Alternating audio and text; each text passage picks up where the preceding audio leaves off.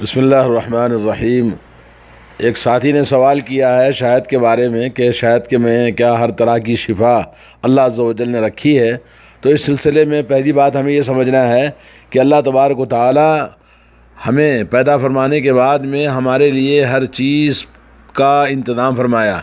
اللہ رب العالمین کی نعمتیں اور اس کے احسانات ہمارے اوپر بے حد و حساب ہیں۔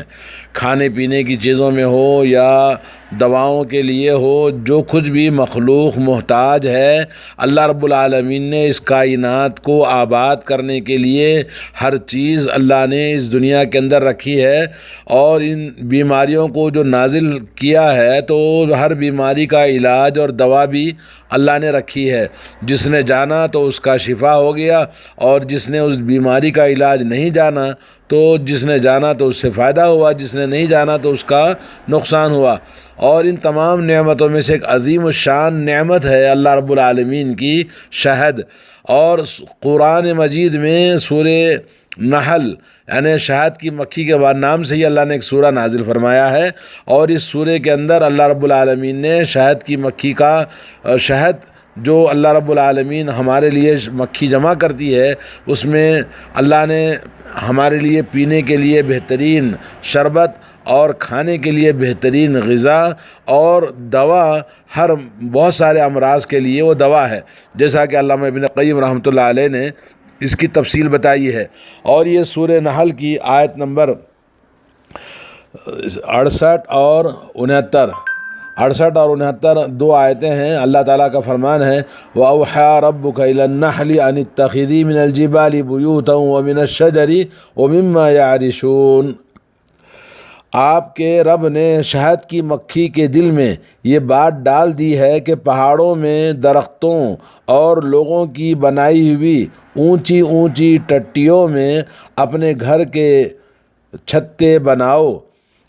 ثم کلی من کل الثمرات فاسلکی سبل ربک ذللا یخرج من بطونها شراب مختلف الوانه فیہ شفاء للناس ان فی ذلک لآیۃ لقوم یتفکرون۔ اور ہر طرح کے میوے کھاؤ اور اپنے رب کی آسان راہوں میں چلتی پھرتی رہو۔ ان کے پیٹ سے رنگ برنگ کے مشروب نکلتا ہے جس کے رنگ مختلف ہیں، اور جس میں لوگوں کے لیے اللہ نے شفا رکھی ہے۔ غور و فکر کرنے والوں کے لیے اس میں بڑی نشانیاں اللہ نے رکھی ہیں۔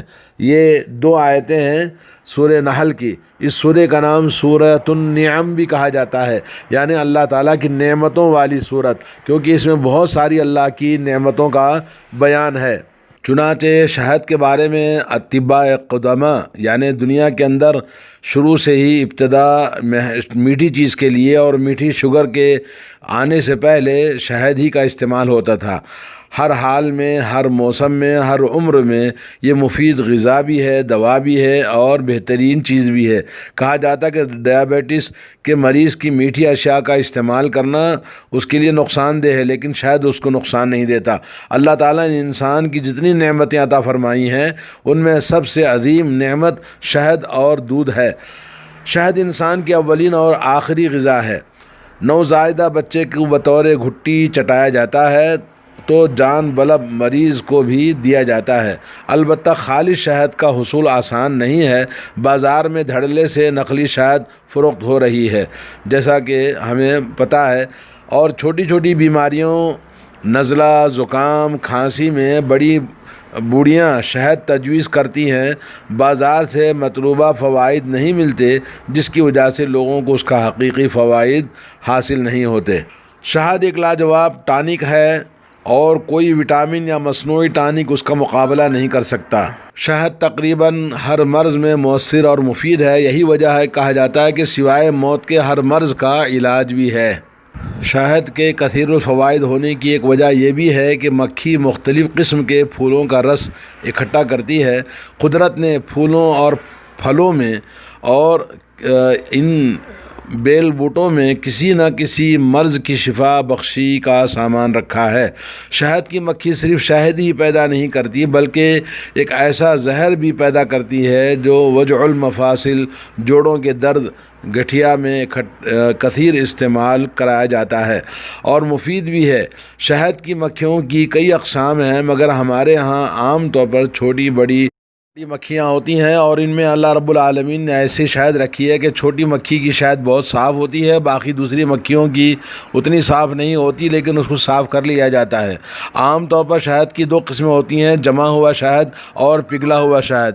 عام طور پر شہد وہ سرد ممالک کے اندر زیادہ مقدار میں پایا جاتا ہے، جیسے برطانیہ، امریکہ، مالٹا، مصر اور دوسرے ممالک کے اندر، جہاں سردی کے موسم کم ہوتے ہیں، گرما کا موسم لمبا ہوتا ہے، اس لیے مکھیاں زیادہ شہد جمع کر لیتی ہیں۔ اور ہمارے ملکوں کے اندر بھی شہد بعض علاقوں میں زیادہ پایا جاتا ہے، بعض علاقوں میں کم پایا جاتا ہے۔ اور شہد کا رنگ 4 اقسام کا ہوتا ہے۔ زردی مائل ایک سفید رنگ کا شہد ہوتا ہے، سیاہی مائل ہوتا ہے اور بھورا ہوتا ہے، جیسا کہ اللہ رب العالمین نے قرآن میں فرمایا کہ الوانھا، اس کے مختلف رنگ ہوتے ہیں۔ جی، اس طرح سے شہد عجیب و غریب اللہ رب العالمین کی غذا ہے، اور علامہ ابن قیم رحمۃ اللہ علیہ نے بڑی تفصیل کے ساتھ میں اور دوسرے حکماء نے بیان کیا ہے۔ شہد غذا کے موقع پر غذا ہے، دوا کے موقع پر دوا ہے، اور شربت کی جگہ پہ شربت ہے، عمدہ قسم کی شیرنی، اعلیٰ درجے کا طلا اور نادر قسم کا مفرح ہے۔ قدرت نے ان تمام منافع کے حامل کوئی اور چیز اس کے سوا نہیں بنائی ہے، نہ اس سے بہتر ہے، نہ اس جیسی کوئی اور چیز ہے، نہ اس سے لگا کر کھانے والی کوئی اور قدرتی چیز موجود ہے۔ صحیح بخاری مسلم میں ابو متوکل کی حدیث ابو سعید خدری رضی اللہ تعالیٰ عنہ سے مروی ہے، ایک شخص رسول اللہ صلی اللہ علیہ وسلم کی خدمت میں حاضر ہوا اور عرض کیا کہ اے اللہ کے رسول، میرے بھائی کے پیٹ میں تکلیف ہے، ایک روایت میں کہ دست ہو رہے ہیں۔ آپ صلی اللہ علیہ وسلم نے فرمایا اسقیہ عسلا، اسے شہد پلا دو۔ وہ گیا اور واپس آ کر اس نے عرض کیا اے اللہ کے رسول، میں نے اسے شہد پلایا مگر کوئی نفع نہیں ہوا۔ دوسری جگہ پر ہے کہ اس کے پلانے سے دستوں میں اور زیادتی ہو گئی ہے۔ یہ بات 2 یا 3 مرتبہ کی تکرار پیش آتی رہی اور آپ صلی اللہ علیہ وسلم اسے شہد پلانے کا حکم کرتے رہے۔ تیسری بار یا چوتھی بار یہ نبوت کی خدمت میں آ کر عرض کرتا ہے کہ یا رسول اللہ، کہ وہ اور زیادہ بیمار ہو گیا، تو نوبت یہ آئی کہ رسول اللہ صلی اللہ علیہ وسلم نے فرمایا خدا کا کہا سچ ہے اور تیرا بھائی کا پیٹ جھوٹا ہے۔ یعنی صحیح مسلم کی ایک روایت میں الفاظ ہیں ان اخی عرب بطنہ، یعنی پیٹ میں بدہضمی کی شکایت ہو گئی ہے، اس کا معدہ بیمار ہو گیا ہے۔ علامہ ابن قیم کہتے ہیں کہ شہد غیر معمولی منافع کے حامل ہے۔ ان گندگیوں کو جو معدہ یا عروق و آنتوں میں پیدا ہو جاتی ہیں صاف کر دیتا ہے۔ رطوبات کے لیے محلل ہے، خواہ کلا ہوا ہو یا ضمادی ہو۔ بوڑھوں کے لیے اور جنہیں بلغم کی پیداوار ہو یا ان کا مزاج بارد ہو یا ان کا مزاج سرد ہو، ان میں غذائیت بھرپور ہوتی ہے، اور اسی طرح سے اس کے فضلات کو نرم کرتا ہے، اور مختلف اس کے فوائد بیان کیے ہیں۔ زمانے قدیم میں شہد دستور علاج ہی رہا ہے، اس پر ہی ہمارا سارا علاج گھومتا رہا، بلکہ قدماء کی کتابوں میں تو شکر کا کہیں پتہ نہیں چلتا۔ صدیوں تک لوگ شکر کی جگہ پہ صرف شہد ہی استعمال کرتے تھے۔ نبی کریم صلی اللہ علیہ وسلم نہار منہ پانی میں شہد ملا کر پیا کرتے تھے، اور یہ ایسا جگردار نسخہ ہے جو صحت کے لیے کیمیا کا کام کرتا ہے، اسے بڑے زیرک اور باہوش فاضلین ہی جان سکتے ہیں۔ مرفوعاً حدیث ہے، حضرت ابو ہریرہ رضی اللہ تعالیٰ عنہ بیان کرتے ہیں کہ من لعق العسل 3 غزوات، جس نے شہد کی چسکی 3 روز سویرے ہر مہینے لینے کا طریقہ اختیار کیا، اسے کوئی بڑی بیماری نہیں ہوگی۔ یہ ابن ماجہ کی حدیث ہے۔ اور ایک روایت میں ہے علیکم بالشفاءین العسل والقرآن، تم دو شافی دواؤں کو ہمیشہ استعمال کرو جس سے شفا حاصل کی جاتی ہے، ایک شہد ہے اور دوسرا قرآن مجید ہے۔ اس میں طب انسانی اور طب الہی دونوں کو یکجا کر دیا گیا ہے۔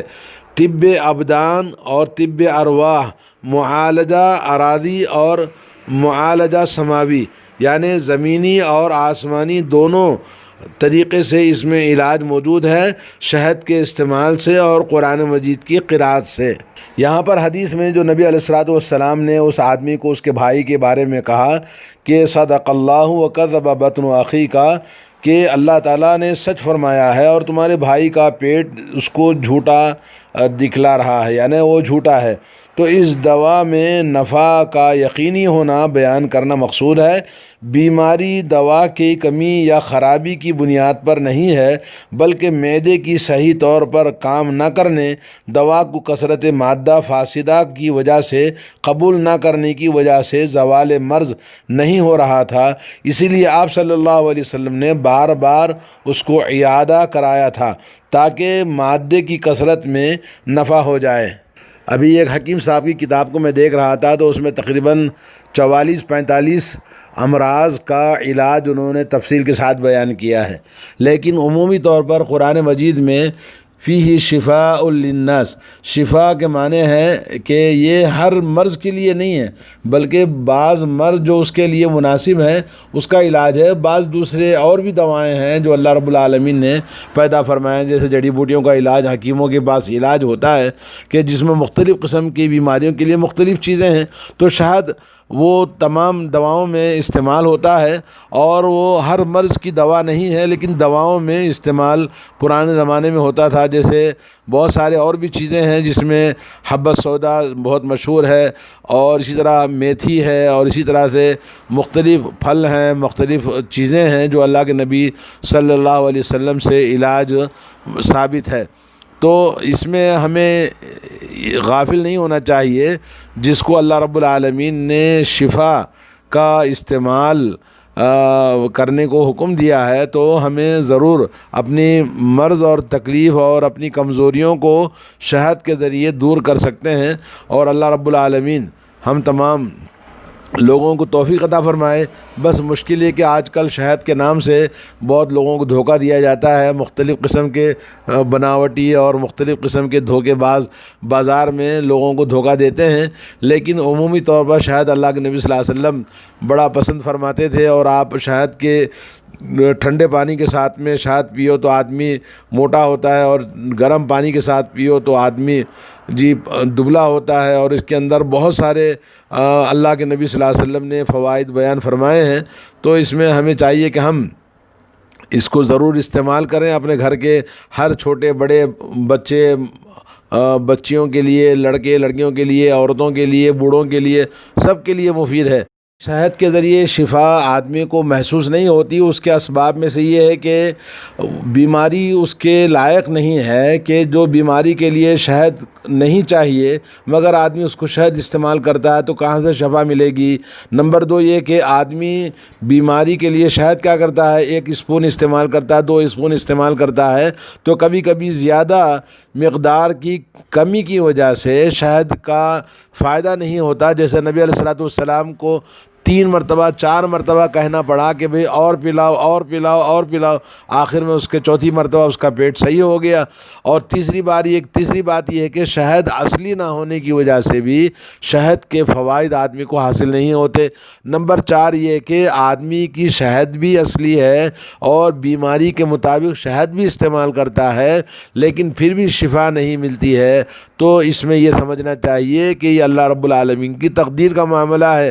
اللہ تعالیٰ آدمی کے صبر کو دیکھنا چاہتا ہے، بیماری کو مبتلا کر کے اس کے ایمان میں اضافہ اور اس کے ایمان کی ثابت قدمی دیکھنا چاہتا ہے، اور اس کے اجر و ثواب کو بڑھانا چاہتا ہے، جیسا کہ اللہ کے نبی صلی اللہ علیہ وسلم نے فرمایا، جب اللہ رب العالمین کسی انسان کو محبت کرتا ہے تو اس کو بیماریوں میں مبتلا کر دیتا ہے تاکہ اس کے گناہ صاف ہو جائیں، اور اللہ تعالیٰ کے پاس جب آئے تو وہ ہر طرح کے گناہوں سے پاک صاف ہو کر آئے۔ تو یہ اللہ رب العالمین کی آزمائش کو سمجھنا چاہیے۔ اور یہ جو حدیث آئی ہے حضرت ابو سعید خدری رضی اللہ تعالیٰ عنہ کی، ہمارے لیے بہت بڑی دلیل ہے کہ اللہ کے نبی صلی اللہ علیہ وسلم نے فرمایا کہ شاید اللہ تعالیٰ نے سچ فرمایا اور تمہارے بھائی کا پیٹ جھوٹا ہے، اور یہ حدیث صحیح بخاری صحیح مسلم کے اندر آئی ہے۔ تو اللہ تعالیٰ ہمیں توفیق عطا فرمائے اپنے گھروں میں شاید استعمال کرنے کی اور علاج کرنے کی۔ جی السلام علیکم ورحمۃ اللہ وبرکاتہ۔